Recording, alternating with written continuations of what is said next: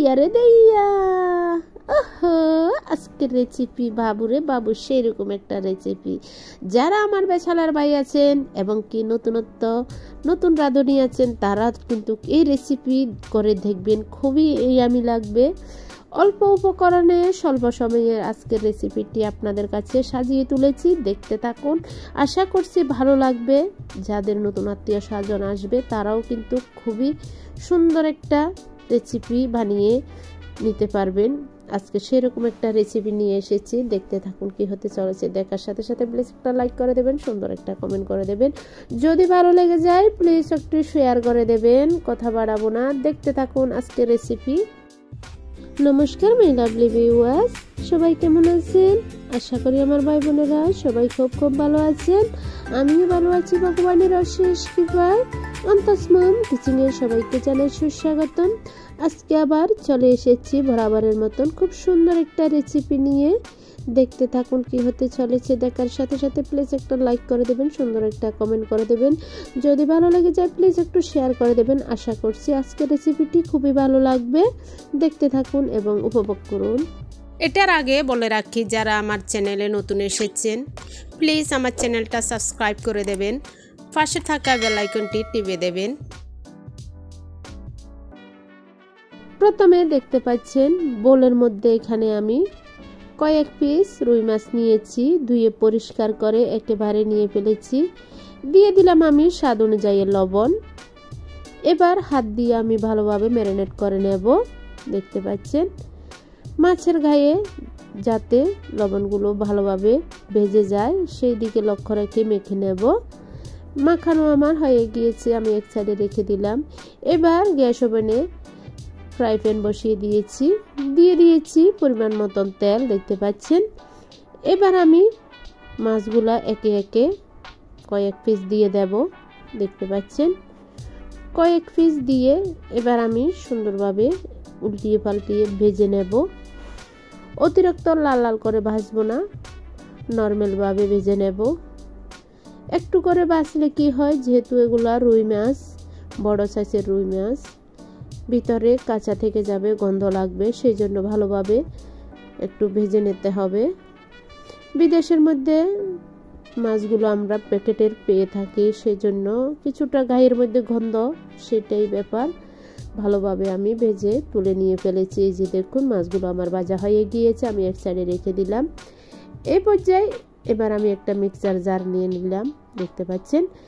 এবার দেখতে পাচ্ছেন হাতের মধ্যে এগুলো কি নিয়েছি, কাজু এবং কাঠবাদাম, উপরের স্কিনটা ফেলে আমি ভিজে রেখেছিলাম, দিয়ে দিলাম মিক্সার জারের মধ্যে। দিয়ে দিলাম আমি কিছু এখানে পোস্তগুলো আগের থেকে ভিজে রেখেছিলাম। এবার দিয়ে দেব আমি 1 কাপের মতন নারিকেল কোরানো মিক্সার জারের মধ্যে দিয়ে এবার আমি একটা পেস্ট তৈরি করে নিয়ে আসব। দেখতে পাচ্ছেন পেস্টগুলো আমার তৈরি হয়ে গিয়েছে, এই যে দেখুন কত সুন্দর লাগছে। এবার আমি আবার গ্যাস ওভেনে একটা কড়াই বসিয়ে দিয়েছি। মাছ ভাজা কিছু অবশিষ্ট তেল রয়ে গিয়েছে, সেই তেলগুলোও দিয়ে দিলাম। আর একটু তেল লাগবে অবশ্যই, সেটাও দিয়ে দিলাম। এবার এই পর্যায়ে দিয়ে দিলাম আমি 1 টিস্পুনের মতন পাঁচফোড়ন, দিয়ে দিলাম একটা তেজপাতাও, দেখতে পাচ্ছেন, ভালো একটা ফ্লেভার আসার জন্য। এবার দিয়ে দিলাম 1/2 কাপ আমি পেঁয়াজ কুচি।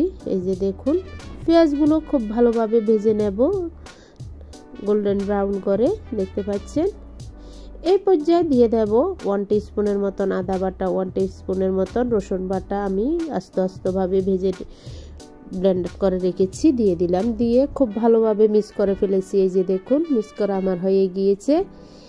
এবার এই পর্যায়ে আমি দিয়ে দেব কিছু আস্ত গরম মশলা, কয়েক টুকরো দারচিনি, এলাচি, লবঙ্গ কয়েকটা করে দিয়ে দিলাম। আপনারা কম বাড়িয়ে দিয়ে দেবেন। খুব ভালোভাবে আমি নেড়ে চেড়ে নিচ্ছি। এবার এই পর্যায়ে দিয়ে দেব আমি পাউডার মশলার মধ্যে এখানে কি নিয়েছি দেখুন, 1 টেবিল স্পুনের মতন মরিচের গুঁড়ো, 1 টেবিল স্পুন জিরার গুঁড়ো, 1 টেবিল স্পুন ধনের গুঁড়ো, স্বাদ অনুযায়ী লবণ, হলুদ ব্যবহার করব না, দিয়ে দিয়েছি, দেখতে পাচ্ছেন। দিয়ে ভালোভাবে একটু কষিয়ে নেব, আর একটু জল দেব, দেখতে পাচ্ছেন কালারটা সেরকম আসবে, আপনারা দেখতে থাকুন।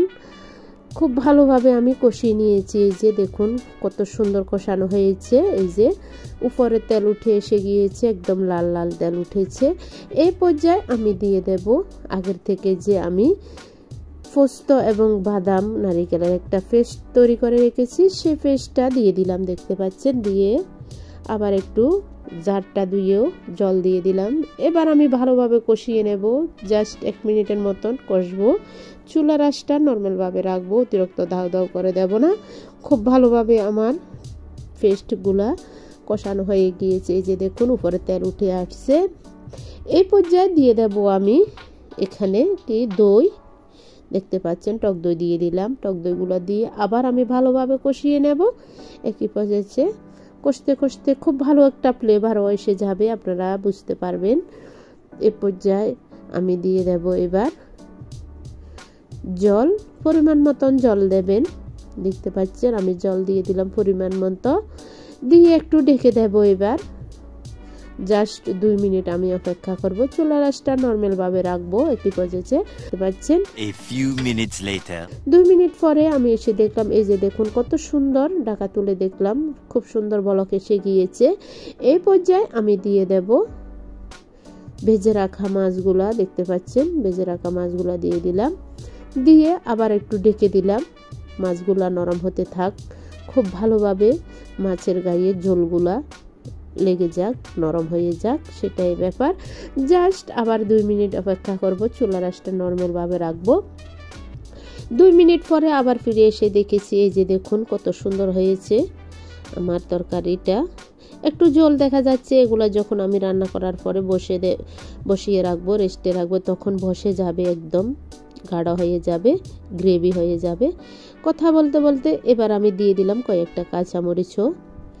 এবার আমি দিয়ে দেব আরেকটা উপকরণ, পেঁয়াজ বেরেস্তা। পেঁয়াজ বেরেস্তাগুলো আমি আগের থেকে করে রেখেছি, এখন পেঁয়াজ বেরেস্তা দিয়ে দেব। আগের থেকে আমি কিছু রোস্ট মশলা তৈরি করে রেখেছি, রোস্ট মশলাগুলো দিয়ে দিলাম। দেখতে পাচ্ছেন আমার ফাইনালে তরকারিটা হয়ে গিয়েছে। এই যে দেখুন কত সুন্দর হয়েছে, কালারটা কত সুন্দর হয়েছে। রুই মাছের একটা ইউনিক রেসিপি আপনারা করে দেখবেন, খুবই ভালো লাগবে। রুই মাছের কোরমা বলুন বা নারিকেল বাটা দিয়ে, বাদাম বাটা দিয়ে একটা রেসিপি বলুন, খুব সুন্দর একটা রেসিপি, খেয়ে দেখবেন, খুবই ভালো লাগবে। যাদের নতুন আত্মীয় স্বজন আসবে তখনও তৈরি করে নিতে পারবেন এই ধরনের রেসিপিগুলা, খুব ভালো লাগবে, আমি গ্যারান্টি দিচ্ছি। এই যে দেখুন আমার মেন লুকটা দেখুন, রেসিপিটার খেতে অসাধারণ হয়েছে, সুস্বাদু হয়েছে, আপনারা ট্রাই করবেন।